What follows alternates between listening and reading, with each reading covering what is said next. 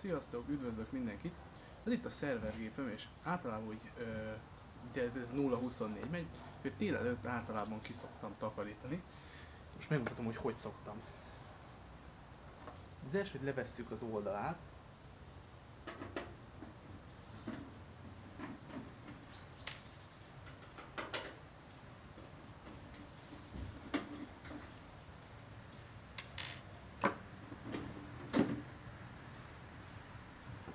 És láthatjuk, hogy egy kicsit azért itt zsúfolt, úgyhogy általában itt be is szoktak melegedni, úgyhogy főleg, hogyha porosok, akkor nem tud rendesen szellőzni. Úgyhogy ezért kell néha kitakarítani. Kicsit közelebb hozom a kamerát és megmutatom, mi van benne. Tehát itt láthatjuk benne a tápegységet. Ez egy 400 wattos tápegység, bőven elég arra, ami nekem kell.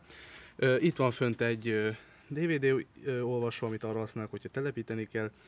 Itt van benne 3 darab vinyó, amik ilyen rendszervinyó, 2 darab 160-as és egy 80-as, 2 darab hálókártya és egy low-end videokártya, tehát tényleg semmire nem szükséges. Ott hátul pedig van egy processzor, ami el van ásva hátulra. Na mindegy, a lényeg az, hogy általában azzal szoktam kezdeni, hogy kiveszem a tápegységet, hogy azért mindenhez hozzá lehessen férni.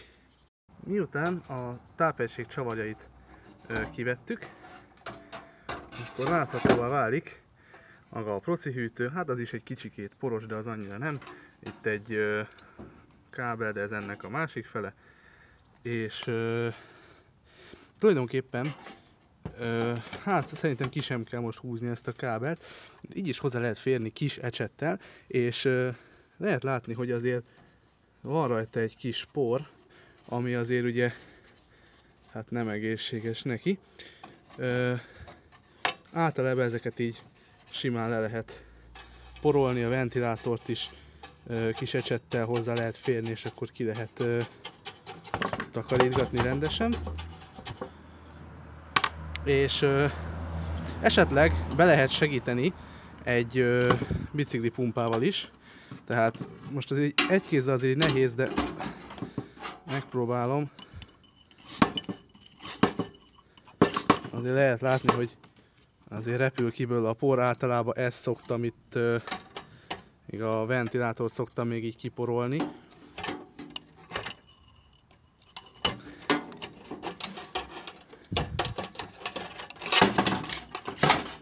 Mindegy. És az apróbb nem hozzáférhető részeken pedig egy ilyen használaton kívüli fogkefével, például a ventilátornak a hátuljához hozzá lehet tök jól férni, és ki lehet takarítani. Igaz, ez a tápegység ventilátorra is. A vinyókat sem szoktam kivenni, hanem innen csak így simán letakarítom. És amikor egyébként nagyjából ezzel a takarítás részével készen vagyunk, tehát így a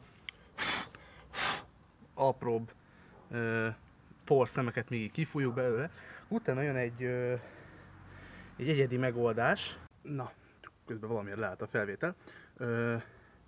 Szóval ilyenkor szokott jönni egy külön megoldásom, általában, tehát hogy azt is lehetne, hogy teljesen széjjel szedegetem, és akkor ugye akkor szépen egyesével minden alkatrészt kitakarítok belőle, de van erre egy sokkal egyszerűbb megoldásom. Megmutatom.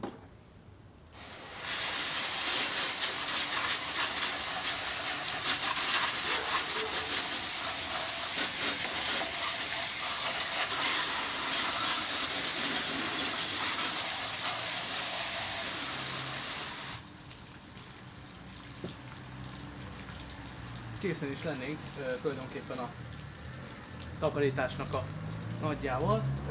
Hát egy picit ilyenkor hagyni kell azért száradni, hogy azért így azért nem szívesen dugja be az ember. Viszont az tuti biztos, hogy pormentes az egész gép. Úgyhogy hát tegyük is bele vissza a tápegységet azért.